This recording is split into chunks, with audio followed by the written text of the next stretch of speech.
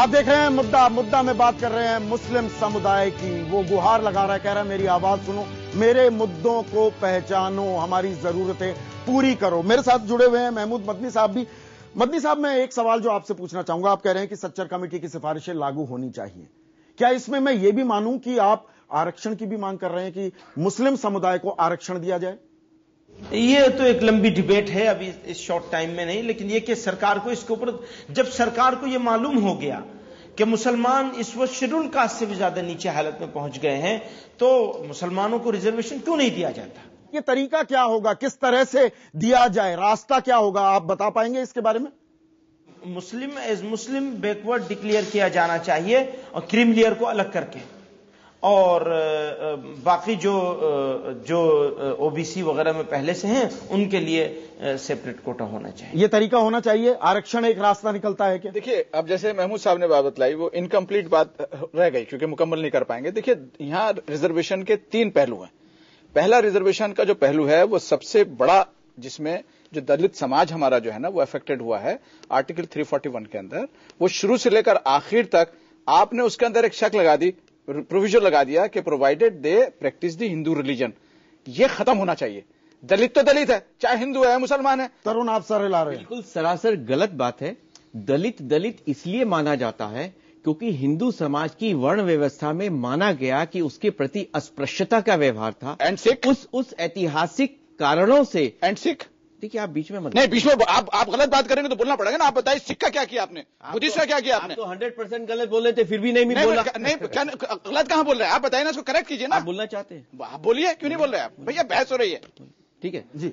इस कारण से जो भारतीय देश में जन्मे धर्म है, जैसे बौद्ध है, सिख है, जैन है, इनमें जो अस्पृश्यता रही उसको हटाने के लिए आरक्षण दिया गया।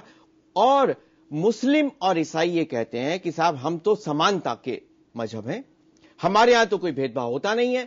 तो जब उनके यहां भेदभाव होता नहीं है तो उनके यहां दलित कहां से आ जाएगा?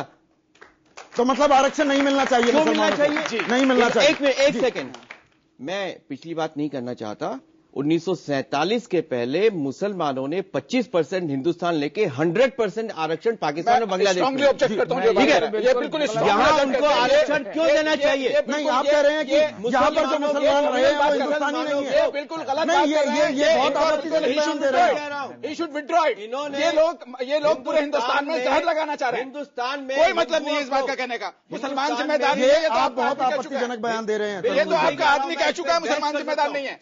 आपका आदमी कह चुका है 25 मजे ये झूठ मत बोलिए। हिंदुस्तान में भाई वो तो आपका आदमी था, वो गुनाह की बात नहीं होनी चाहिए। मुसलमान जिम्मेदार नहीं है। हिंदुओं के यहाँ मैं यहाँ पर एक बात कहना चाहूंगा, हम इस बयान को पूरी तरह से खारिज करते हैं जो आपने अभी बयान। बिल्कुल गलत बयान है, हम बात कर रहे हैं। बिल्कुल गलत बात करते हैं। आपके खारिज करने से कुछ नहीं होता। नहीं, हम खारिज कर रहे हैं।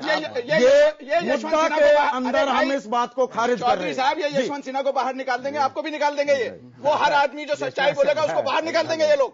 नहीं, चलिए, वो कह रहे हैं मुसलमानों को आरक्षण नहीं होना चाहिए। फारूकी साहब, किसी को भी मजहब के आधार पर आरक्षण नहीं होना चाहिए। सिर्फ मजहब के आधार पर बिल्कुल सही रहना चाहिए।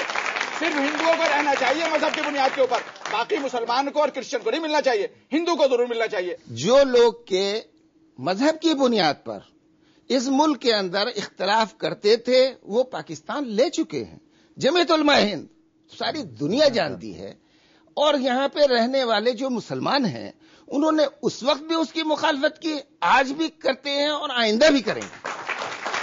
हमने पाकिस्तान बनाए जाने की मुखालफत की, हमारे पास ये चॉइस थी, हम जा सकते थे, लेकिन वो हमें मंजूर नहीं था क्योंकि हम मजहब की बिना पर दोनों समुदायों को जोड़ने की बात करते हैं, तोड़ने की बात नहीं करते।